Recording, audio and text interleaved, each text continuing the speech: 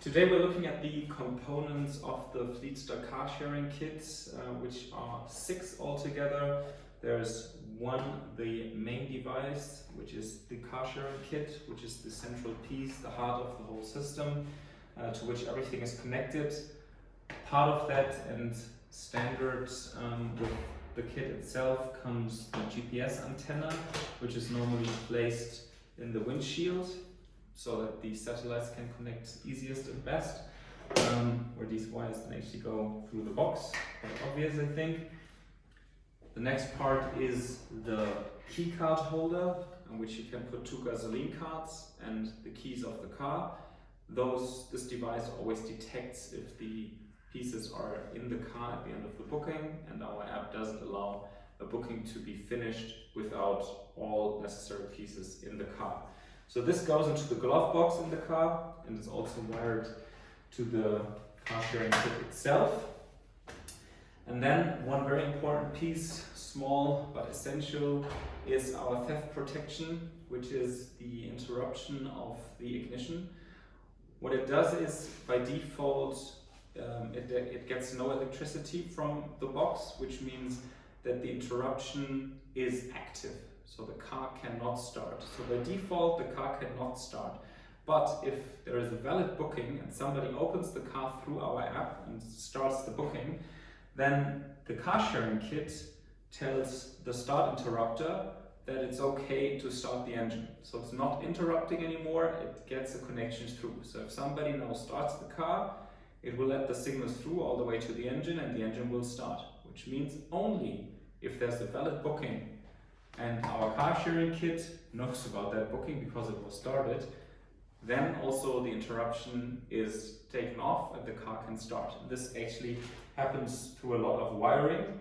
Every car is different. Sometimes we need wires that actually go into the door to manually set the central lock system on and off. Sometimes that's done electronically, but here's the standard set of cables, which is not always needed for every car. And all of these devices are deeply installed in the car, not visible to the user unless he looks in the glove box. There will find this piece. But other than that, all of these devices are not seen, so that it's secure and very hard to manipulate.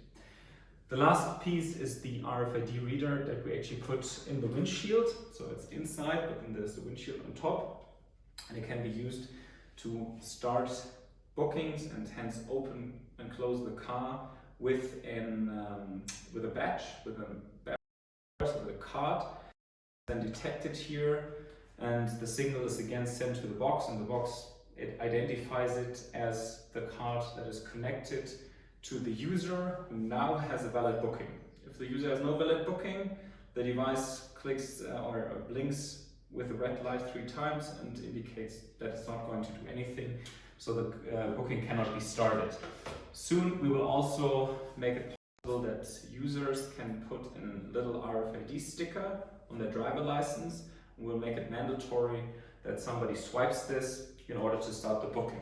But that is an additional optional feature. It's not necessary. Most of our customers don't use the RFID reader on top of the other devices because, after all, the smartphone is the most robust way to operate the system, since it has a Bluetooth connection which can directly connect to the device via Bluetooth, and that also allows opening and closing when the device is offline, such as in underground parking or other circumstances where the car isn't in perfect online mode, and then the smartphone has a valid token and can connect. So we recommend the smartphone as the main way of using the system, but both can be used at the same time depending on different users. And obviously also this one can work alone, the RFID reader, but it requires always a good internet connection.